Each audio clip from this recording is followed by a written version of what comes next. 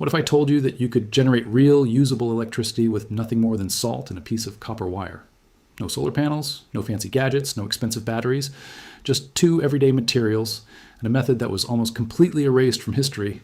Imagine lighting up a bulb or charging a device using something so simple, so accessible, that it almost sounds too good to be true. Most people have never even heard of this, and yet it's a technology that once promised to change the world. So why did it vanish? Why did this invention, born in the 1920s, get buried so deep that even most science textbooks ignore it? Was it too good, too disruptive, or just too simple for the big energy companies to let it survive? Today, we're going to dig up this forgotten power source, show you exactly how it works, and reveal how you can try it yourself, right at home. You could be missing out on free power, and you'll want to see why they wanted this forgotten. But before we dive into the how, let's uncover the story behind this lost technology. Picture the 1920s, a decade buzzing with invention, ambition, and the promise of a brighter future. Radios crackled to life in living rooms, Model Ts rolled off assembly lines, and the world was electrifying at a pace never seen before. In this whirlwind of progress, inventors everywhere were racing to solve the world's biggest problems, and energy was at the heart of it all. Enter a little-known tinkerer, let's call him Charles Whitman, who stumbled upon something extraordinary in his modest workshop. While the world obsessed over oil wells and coal-fired plants, Whitman discovered that a simple combination of salt water and copper wire could generate electricity. No smoke, no noise, no pollution, just a clean, quiet trickle of power from materials anyone could find in their kitchen. At first, the excitement was palpable. Local newspapers ran stories about Whitman's miracle battery. Neighbors lined up to see a light bulb glow from a jar of salty water and a coil of copper. It was a revelation. Energy independence, right on your countertop. But as word spread, so did concern among the giants of the energy world. Oil barons, coal magnates, and the new electric utilities saw a threat in this humble invention. If anyone could make their own power, what would happen to their profits, their control, their empires? Suddenly, the buzz faded. Whitman's patent applications stalled. Newspapers stopped reporting. The invention quietly slipped into obscurity, never making it into the textbooks or the history books. What happened next will shock you. Why did this invention disappear from public view? Was it simply forgotten, or was it deliberately erased? To understand why this mattered, let's see how it actually works. So, how does this almost magical process actually work? Let's break it down in the simplest terms. At its core, this is a story of basic chemistry, something you might remember from a high school science class, but with a twist that makes it surprisingly powerful. Imagine a glass of water with a spoonful of salt stirred in. That salty water isn't just for flavor, it's actually an electrolyte, which means it can carry electrical current. Now take a piece of copper wire and dip it into the salty water. If you add a second metal, like zinc or even a different type of copper alloy, you've just created a basic battery. It's a lot like those classic lemon or potato batteries, but scaled up and made even simpler. Here's what's happening. The salt dissolves in the water, splitting into charged particles called ions. When you insert the copper and another metal into the solution, a chemical reaction starts. Electrons begin to flow from one metal to the other through the wire, creating an electric current. The salt water acts as a bridge, allowing the ions to move and complete the circuit. It's a tiny, silent engine. No moving parts, no combustion, just pure chemistry at work. Now, let's put this in perspective. Modern batteries are marvels of engineering, but they're also expensive, packed with rare metals, and can be toxic to the environment. They require factories, supply chains, and careful disposal. In contrast, the salt and copper setup is almost laughably simple. You probably have everything you need at home right now: a glass, some table salt, a bit of copper wire, and maybe a galvanized nail or a piece of aluminum foil. No special tools, no hazardous chemicals, no big investment. So why aren't we all using this? Why isn't every household running on jars of salty water and copper wire? The answer is complicated, but it starts with the fact that this technology is so accessible, so easy to replicate, that it doesn't fit the business model of big energy companies. There's no patent to protect, no way to meter your usage, no recurring bill to send you every month. It's energy for the people, by the people. But seeing is believing. Let's build one together. Now, let's get hands-on and see just how easy it is to build your own salt and copper power cell. You don't need a lab or a big budget, just a few simple items you probably already have lying around. Here's what you'll need: a glass or plastic cup, some table salt, water, a length of copper wire, and a galvanized nail or a strip of aluminum foil. That's it. No fancy equipment, no rare parts, and no need to order anything online. This is DIY energy at its purest. First, fill your cup about 3/4 full with water. Add a generous spoonful of salt and stir until it's completely dissolved. The salt water is your electrolyte, the secret sauce that lets electricity flow. Next, take your copper wire and coil it loosely, making sure you have enough length to dip one end into the water while the other end stays dry for connecting to your device. Now, grab your galvanized nail or aluminum strip. This will act as your second electrode. Place both the copper wire and the nail into the salty water, making sure they don't touch each other inside the cup. Right away, you've created a basic battery. If you have a multimeter, touch the leads to the copper and the nail. You'll see a small voltage, usually between 0.7 and 1.1 volts. It might not sound like much, but it's enough to light a small LED or power a low-energy device. If you want more power, simply make more cells and connect them in series, just like stacking batteries. Each cup adds a little more voltage, and with a few in a row, you can run small gadgets or charge a phone in an emergency. Safety is important, even with something this simple. Don't drink the salt water and keep your setup away from pets and young kids. If you use aluminum foil, be careful not to let it tear and float in the water, as it can make a mess.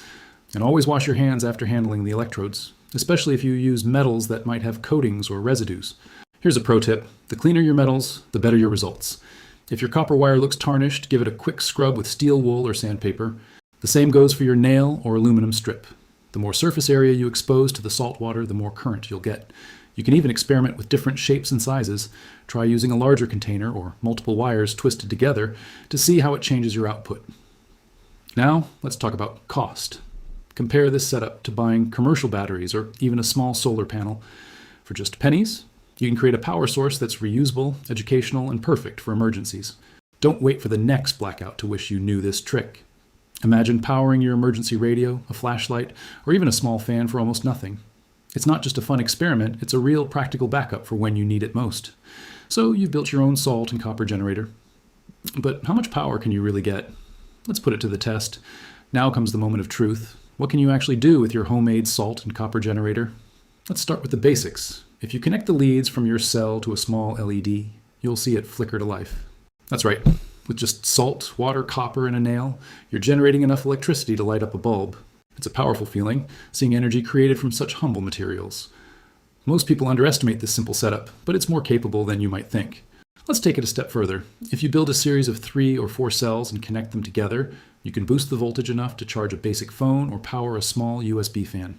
It's not going to charge your phone as quickly as a wall outlet, but in an emergency, a slow charge is a lot better than no charge at all. Imagine being in a blackout with no access to the grid and still being able to send a text or make a call just because you knew this trick. You'll be surprised by what this can do when you need it most. Of course, there are limitations. This setup isn't going to run your refrigerator or power your entire house. The current is relatively low, and the voltage from each cell is modest. But for small devices, emergency lighting, or even just as a science project to teach kids about electricity, it's incredibly effective. Plus, you can always scale up by adding more cells or using larger containers and electrodes. Now, let's compare this to the alternatives. Backup generators are expensive, noisy, and require fuel. Solar panels are fantastic, but they come with a hefty upfront cost and need sunlight to work. Commercial batteries are convenient, but they're single-use or require special chargers. In contrast, your salt and copper generator is cheap, silent, and can be built in minutes with household items. It's not a replacement for modern energy solutions, but it's a brilliant backup and a testament to the power of simple science. So if it works, why did it vanish from history? So if this salt and copper generator is so simple and effective, why isn't it common knowledge? The answer lies in the tangled history of energy, innovation, and power, both electrical and political. In the early 20th century, as electricity was transforming society, the race to control energy was fierce. Big companies were pouring fortunes into building centralized grids, oil pipelines, and coal plants. The last thing they wanted was a technology that let ordinary people make their own power, right at home, for almost nothing. There are documented cases of promising inventions being bought up and quietly shelved by large corporations. Patents for alternative energy devices, some eerily similar to the salt and copper cell, were acquired, then never developed. In some instances, inventors found themselves pressured, threatened, or simply ignored by the mainstream press. Take the story of Nikola Tesla, whose wireless energy concepts were famously sidelined by powerful business interests, or Edwin Gray, whose high-efficiency electric motor patents were bought and buried. These aren't just conspiracy theories, they're part of the public record. The salt and copper generator, while not as flashy as some of these inventions, posed a unique threat. It was too simple to control. There was no way to meter it, no way to profit from every use, no way to force people to buy fuel or pay monthly bills. For the emerging energy monopolies, this was a nightmare scenario. The narrative became one of progress through centralized, large-scale solutions, while grassroots, Decentralized tech was quietly pushed aside. This is the classic story of big energy versus the people. When profits are at stake, even the most promising ideas can be suppressed or forgotten. And it raises a bigger question. What else have we missed out on? How many other simple, effective solutions have been lost to history because they didn't fit the business model of the day? Could this be happening right now with new technologies we haven't even heard about yet?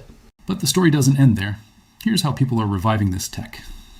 Fast forward to today, and you'll find that the salt and copper generator is making a quiet comeback, thanks to a new generation of DIYers, preppers, and science hobbyists who refuse to let good ideas die.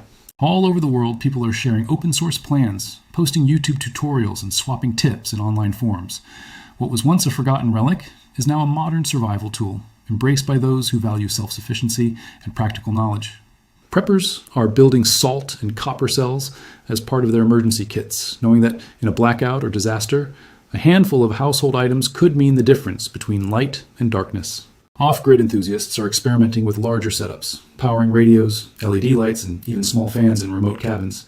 Science teachers and parents are using these simple cells to spark curiosity in kids, showing them firsthand how chemistry and electricity work together. Online communities are at the heart of this revival. From Reddit threads to dedicated Facebook groups, people are sharing their results, troubleshooting problems, and pushing the boundaries of what this tech can do. Some are even improving the original designs, testing new materials, and finding ways to boost output. It's a grassroots movement, one that anyone can join, regardless of background or budget. Don't get left behind as others rediscover lost knowledge. Join the movement and see for yourself how a bit of salt and copper can open up a world of possibilities. So, should you try this at home? Should you give the salt and copper generator a try? Absolutely. The benefits are hard to ignore. It's incredibly cheap, easy to build, and a fantastic way to learn about the basics of electricity and chemistry. There's something empowering about creating your own power from everyday materials, especially when most people are stuck as passive consumers, relying on big companies for every watt they use. You'll never look at salt and copper the same way again once you see what they can do together. Of course, there are limitations. The power output is modest, so don't expect to run your refrigerator or charge your laptop. These cells require a bit of maintenance too. The electrodes can corrode over time, and you'll need to refresh the salt water occasionally. But for lighting LEDs, powering small devices, or just having a reliable backup in an emergency, this setup is hard to beat. Plus, it's a perfect project for families, classrooms, or anyone who loves hands-on learning. If you want to experiment further, try scaling up your design. Use larger containers, different metals, or connect multiple cells in series to increase voltage. Share your results online. There's a whole community eager to see what you discover and to help you troubleshoot or improve your setup. Be the one who knows the secret and inspire others to take control of their own energy needs. So, are you ready to move from passive consumer to empowered experimenter? The next step is simple, and you might be surprised at just how much you can accomplish with a few basic materials. Ready to take action? Here's what to do next. Now it's your turn.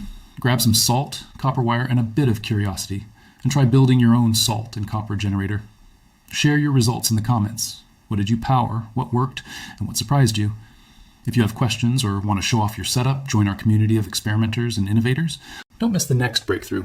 Subscribe and hit the notification bell, because we'll be diving into more hidden tech and suppressed inventions in upcoming videos. You could be the first to rediscover a lost solution or inspire someone else to take control of their own energy.